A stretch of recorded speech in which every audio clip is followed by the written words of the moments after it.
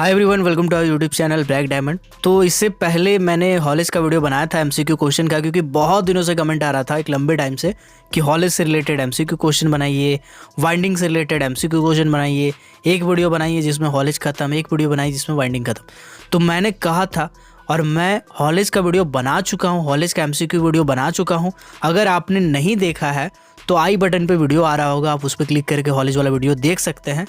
उसमें कुछ क्वेश्चन मैंने डिस्कस किया और बाकी क्वेश्चन वेबसाइट पे है, तो लिंक डिस्क्रिप्शन में है, आप क्लिक करके देख सकते हैं। और वाइंडिंग से रिलेटेड वीडियो मैं आज लेके आया हूँ। अगर ये एमसीक्यू क्वेश्चन आप कर लेते हैं तो आपका वाइंडिंग चैप्टर पूरी तरह से ख़त्म हो जाएगा। इसी तरह से हॉलेज वाला चैप्टर ख़त्म कर लेते हैं। ओपन कास्ट बहुत सारा वीडियो है यार, जाके आप देखिए तो सही। खैर, वाइंडिंग वाला वीडियो मैं स्टार्ट करता हूँ। तो यहाँ पे मैं टेस्ट में कोई भी नाम रैंडमली इंटर कर लेता हूँ। पहला क्वेश्चन है, शाफ्ट यानी चाणक के ऊपर लोहे का एक ऊंचा फ्रेम लगा होता है, जिसके ऊपर लगी पुल्ली डोली यानी कि जो घिरनी होता है, पुल्ली होता है, उसमें केज रस्से के सहारे लटकती है। उसे क्या कहते हैं? गाइड रॉप, बेल बॉक्स, वाइंडिंग रॉप या फिर हेड गियर। तो देखिए, हेड गियर मतलब चाणक का लोहा का एक पूरा का पूरा फ्रेम बना होता है, उसमें कुछ घिरनी लगी होती है। वाइंडिंग वाला वीडियो अगर आपने नहीं देखा है तो देख लीजिएगा, आपको समझ में आ जाएगा। तो इसको बोलते हैं हेड गियर, पूरा का पूरा पार्ट को हम लोग हेड गियर बोलते हैं।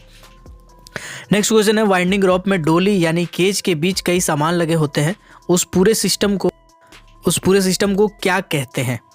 Suspension gear, head gear, pulley या फिर बेल बॉक्स। तो देखिए, यहाँ पे सेफ्टी हुक के बारे में बात नहीं किया है, यहाँ पे सस्पेंशन गियर के बारे में बात किया है, क्योंकि सस्पेंशन गियर में ही हैंगर होता है, डोली होता है, चेन होता है, डीलिंक होता है, केपल होता है, रॉक होता है, सब कुछ होता है।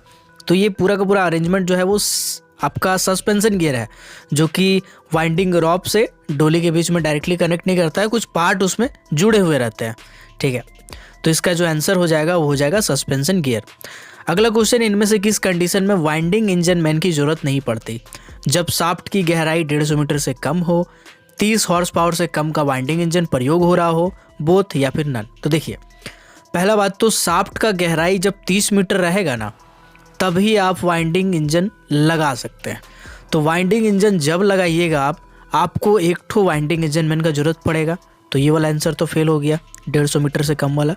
दूसरा बात करते हैं, तो 30 HP यानी 30 हॉर्स पावर से कम अगर इंजन का आप ऑपरेट कर रहे हैं तो आपको वाइंडिंग इंजन मैन का जरूरत नहीं पड़ता है।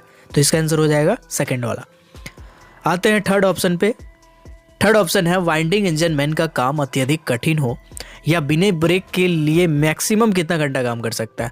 मतलब कोई ऐसा सिचुएशन हो गया है, इमरजेंसी सिचुएशन, कि बहुत ज़्यादा कठिन काम है, लगातार काम करना पड़ रहा है, थोड़ा सा भी ब्रेक नहीं मिल रहा है, ऐसे करते हुए मैक्सिमम कितना घंटा काम कर सकता है?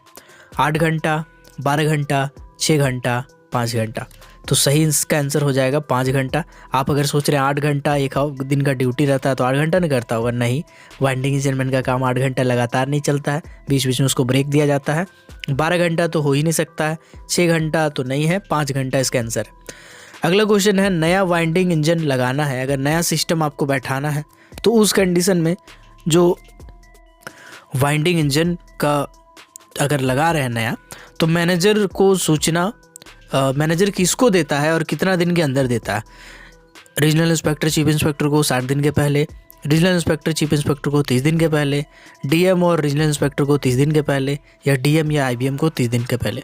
तो जब भी नया वाइंडिंग इंजन सिस्टम लगाया जाता है तो मैनेजर रीजनल इंस्पेक्टर और चीफ इंस्पेक्टर को 60 दिन पहले सूचना देता है।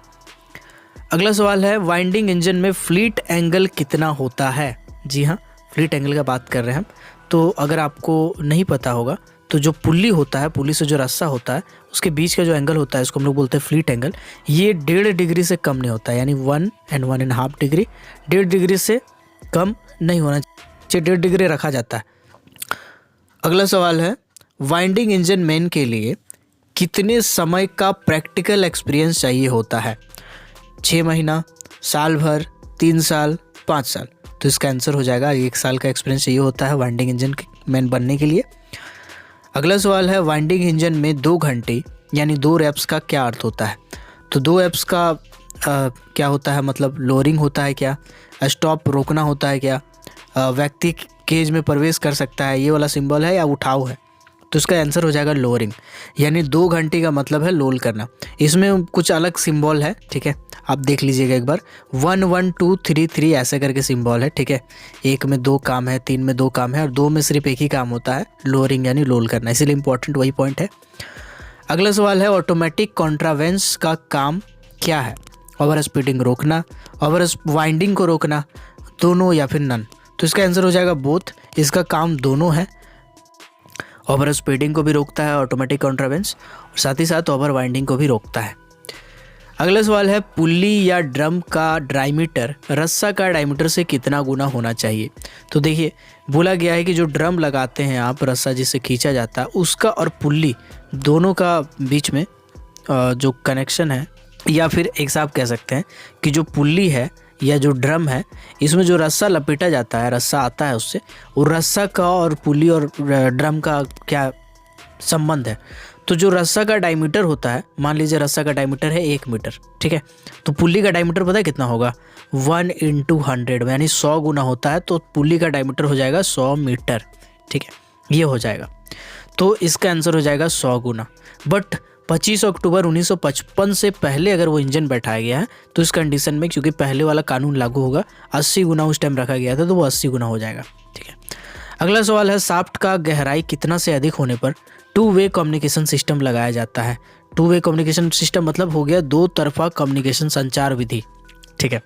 45 मीटर पे, 250 मीटर पे, 150 मीटर या 100 मीटर। तो इसका आंसर हो जाएगा 150 मीटर, मतलब टेलीफोन लगाया जाएगा बेसिकली। शाफ्ट अगर 150 मीटर से ज़्यादा गहरा है तो टेलीफोन सिस्टम लगाया जाएगा। अगला सवाल है प्रति व्यक्ति केज का फ्लोर एरिया कितना होना चाहिए? तो पहला बात तो ये है कि इसको जो डिसाइड करता है वो मैनेजर डिसाइड करता है, ठीक है। और नियम यह है कि 0.2 मीटर स्क्वायर प्रति व्यक्ति का सरफेस एरिया होना चाहिए, यानी जो पिंजरा होता है, केज होता है, उस पर जब आदमी खड़ा होता है तो उसमें एक आदमी के लिए कम से कम 0.2 मीटर स्क्वायर का स्पेस होना चाहिए, ठीक है। अगला सवाल है केज में कितना व्यक्ति चढ़ेगा, ये कौन निर्धारित करेगा? तो इसका आंसर आप कमेंट सेक्शन में बताइएगा। थोड़ा देर पहले मैंने बताया था, chief inspector, regional inspector, manager या जीएम। आप इसका आंसर दीजिएगा, मैं समझ जाऊंगा कि आप वीडियो को बहुत ध्यान से देखते हैं। अगला सवाल है वाइंडिंग इंजन बिजली या स्टीम से चले तो सोर्स ऑफ सप्लाई कितना होगा? मतलब पावर सप्लाई कितना लेना है आपको, 2 ठो सोर्स, 3 ठो, सिंगल सोर्स या फिर एज पॉसिबल जितना संभव हो सके। तो इसका आंसर हो जाएगा 2 सोर्स। ये हम लोग एमएमबी में भी लेते हैं, मैन मैकेनिकल वेंटिलेटर में भी सेम होता है डाटा। और वाइंडिंग इंजन के लिए भी अगर सोर्स ऑफ सप्लाई ले रहे हैं तो कम से कम 2 ठो आपको चाहिए। अगला है एक्सेसिव स्पीड टेस्ट कितना दिन में किया जाता है? ठीक है, 3 महीना, 1 महीना, 5 महीना या साल भर। तो देखिए एक्सेसिव स्पीड टेस्ट होता क्या है, वाइंडिंग इंजन को एक समय अंतराल पर, बेसिकली 3 महीना होता है, ठीक है, तो 3 महीना के अंतराल पे उसका एक्सेसिव स्पीड टेस्ट किया जाता है। मतलब मैक्सिमम स्पीड पे उसको ऊपर नीचे चला के 5 बार ऊपर नीचे करते हैं हम लोग, ठीक है। एक बार नीचे ले जाएंगे, फिर ऊपर ले जाएंगे, फिर नीचे ले जाएंगे, फिर ऊपर ले जाएंगे, ऐसा 5 बार करेंगे। और उससे हम लोग उसका एक्सेसिव स्पीड टेस्ट में क्या होता है कि बियरिंग ब्रेकिंग लोड होता है एक्चुअली, ठीक है, और स्टैटिक लोड होता है। ये दोनों लोड को जांच कर लिया जाता है एक्सेसिव स्पीड टेस्ट करके। अगला सवाल है वाइंडिंग रॉप ब्रेकिंग लोड का या स्टैटिक लोड का कितना गुना कैपेसिटी होगा? मतलब ये हुआ कि स्टैटिक मतलब कि सिर्फ समझिए कि सीधा सीधी सस्पेंडेड है, लटका हुआ है, रुका हुआ है डोली, इस कंडीशन में रस्सा पे जो जोड़ पड़ रहा है इसको बोलता है स्टैटिक लोड, ठीक है। और ब्रेकिंग लोड का मतलब है कि जितना में वो टूट जाए, ठीक है, चलने से उठने से जितना में वो टूट जाए, तो उस कैपेसिटी से कम कितना गुना कैपेसिटी होना चाहिए वाइंडिंग रॉप का? तो इसका आंसर हो जाएगा 10 गुना, कम से कम 10 गुना होना चाहिए। अगला सवाल है वाइंडिंग रॉप का लाइफ कितने समय का होता है? 1 साल का, 3.5 साल का, 5 साल का या फिर 6 साल का? तो वाइंडिंग रॉप का जो लाइफ होता है, जीवन काल, वो 3.5 साल का होता है। आप यहाँ पे कंफ्यूज हो रहे होंगे 6 ईयर देख के, तो एक्चुअली 6 ईयर किसी और चीज़ का है, बताते हैं आगे। सस्पेंशन गियर का लाइफ है 6 ईयर का, ठीक है। सस्पेंशन गियर का जो लाइफ टाइम होता है वो 6 साल का होता है। और अगर बात करें वाइंडिंग रस्सा का, तो वाइंडिंग रस्सा का लाइफ जो है वो 3.5 साल का होता है, ठीक है। अगला क्वेश्चन है कितना से ज़्यादा गहरा शाफ्ट में केज के ऊपर रूफ कैनोपी लगाते हैं? मतलब जो आपका केज है ना, डोली है ना, डोली के ऊपर में आप देखते हैं छत लगा हुआ रहता है, ठीक है। तो बोला गया है कि कम से कम शाफ्ट का गहराई कितना रहे तो आपको ऊपर में रूफ कैनोपी लगाना पड़ेगा, ठीक है। 45 मीटर, 30 मीटर, 100 मीटर या 150 मीटर? तो इसका आंसर हो जाएगा 150 मीटर। अगला सवाल है सस्पेंशन गियर का फैक्टर ऑफ सेफ्टी कितना होगा? तो देखिए यार, फैक्टर ऑफ सेफ्टी से रिलेटेड बहुत सारा सवाल है, ठीक है। कॉलेज में भी फैक्टर ऑफ सेफ्टी से रिलेटेड बहुत सारा सवाल है, वाइंडिंग में भी बहुत सारा सवाल है, और एक आध क्वेश्चन पूछता भी है। तो एक काम करूँगा, मैं फैक्टर ऑफ सेफ्टी से रिलेटेड वीडियो बनाऊँगा, ठीक है। आप कमेंट करके बता दीजिएगा कंफर्म बनाऊँ नहीं बनाऊँ। और माइंस रूल से रिलेटेड मैं एक वीडियो सोच रहा हूँ कि मैं एक वीडियो ऐसा बनाऊँ जिसमें माइंस रूल कवर हो जाए, ठीक है।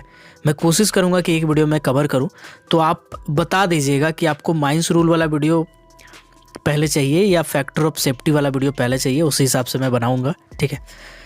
तो यहाँ पे है सस्पेंशन गियर का फैक्टर ऑफ सेफ्टी कितना होता है? तो सस्पेंशन गियर का 10 गुना फैक्टर ऑफ सेफ्टी होता है, 10 टाइम्स होता है, ठीक है। अगला सवाल है वाइंडिंग इंजन के सभी ब्रेक की जांच कितने समय अंतराल पर की जाती है? तो देखिए, वाइंडिंग इंजन का जो जांच है उसमें बेसिकली 3 चीज़ आता है। बेसिकली एक है आपका एक्सेसिव स्पीड टेस्ट, वो तो आप देख लिए कि 3 महीना में करते हैं, है ना। दूसरा है उसका केज सिस्टम का पूरा जांच जो हम लोग 7 दिन में करते हैं।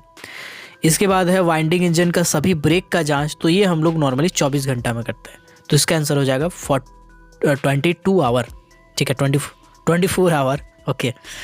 अगला सवाल है केज सिस्टम की जांच कितने समय अंतराल पर की जाती है? तो यार अभी मैंने इसका आंसर बताया था। अगर आप ध्यान से वीडियो देख रहे होंगे तो पॉज कीजिए इस वीडियो को और स्क्रॉल करके नीचे जाइए और कमेंट सेक्शन में बताइए कि केज सिस्टम की जांच कितने समय पर की जाती है? पर शिफ्ट, 24 घंटा, 3 दिन या फिर 7 दिन, ठीक है। तो इसका आंसर बताइएगा कमेंट करके। अगला सवाल है शाफ्ट की गहराई कितना से अधिक रहने पर केज सिस्टम लगाया जाता है? 30 मीटर, 300 मीटर, 100 मीटर या 150 मीटर? तो देखिए ऐसा है कि जब भी शाफ्ट का गहराई 30 मीटर से ज़्यादा हो जाता है तो ये डीजीएमएस का नियम है कि भैया आपको मैकेनिकल मीन से नीचे भेजना है। मतलब आदमी को ऐसा नहीं कि रस्सा से लटका के नीचे भेज रहा है, आपको फिर मैकेनिकल व्यवस्था करना पड़ेगा। और शाफ्ट में वाइंडिंग सिस्टम जो होता है वो एक मैकेनिकल मीन है, ठीक है। तो इसीलिए मैकेनिकल मील 30 मीटर हम जैसे बताए थे 30 मीटर होगा। मतलब केज सिस्टम आप लगा सकते हैं अगर 30 मीटर से ज़्यादा गहरा है शाफ्ट तब। अगला सवाल है वाइंडिंग के कंडीशन में रिकैपिंग कितने समय पर किया जाता है? वाइंडिंग में जो रस्सा होता है उसका रिकैपिंग कितना समय पे करते हैं? 1 महीना, 3 महीना, 6 महीना, साल भर? तो इसका आंसर हो जाएगा 6 मंथ। 6 मंथ में रिकैपिंग किया जाता है। अगला सवाल है मेन वाइंडिंग कितने नंबर रेगुलेशन में दिया गया है? 81, 82, 83, 84? कुछ रेगुलेशन याद कर लीजिएगा वाइंडिंग से रिलेटेड, जितना इसमें क्वेश्चन आएगा वो सब याद कर लीजिएगा। वेन वाइंडिंग वाला जो रेगुलेशन है वो 81 में है, ठीक है। और यही अगर मटेरियल वाला अगर बात करें कि मटेरियल का वाइंडिंग तो वो 83 में है, ठीक है। अगला क्वेश्चन है वाइंडिंग रॉप कितने नंबर रेगुलेशन में दिया गया है? तो वाइंडिंग का जो रस्सा है वो 85 रेगुलेशन नंबर है, उसमें दिया गया है। देन नेक्स्ट क्वेश्चन है सस्पेंशन गियर कितने नंबर में दिया गया है? ये भी एक इम्पॉर्टेंट रेगुलेशन है। 81, 83, 85, 86? तो जैसे कि मैंने बताया 81 में मेन राइडिंग सिस्टम है। 83 की अगर बात करें तो वाइंडिंग ऑफ मटेरियल है ना, माल सामान का वाइंडिंग, ठीक है। 85 में है वाइंडिंग रस्सा, ठीक है। और 86 में है सस्पेंशन गियर। तो इसका आंसर चूंकि सस्पेंशन गियर पूछा है तो 86 हो जाएगा। अगला सवाल है ऑटोमेटिक कॉन्ट्रावेंस केज को किसी प्लेटफॉर्म या पिट बॉटम्स में उतारने समय जब ये उतारेगा उस टाइम मैक्सिमम जो उसका गति होगा, स्पीड होगा, ठीक है, उतारते समय वो कितना रखा जाता है? 1.5 मीटर पर सेकेंड, 1.2 मीटर पर सेकेंड या फिर आपका 10 किलोमीटर पर आवर और नन ऑफ दीज? तो देखिए यहाँ पे एक डाटा जान लीजिए।